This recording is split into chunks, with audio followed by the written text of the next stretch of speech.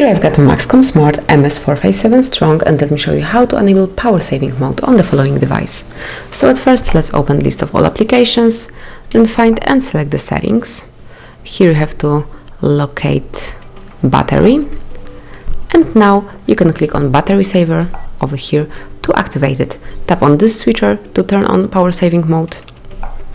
And from now on it's active. As you can see here, the red line shows that power saving mode is on.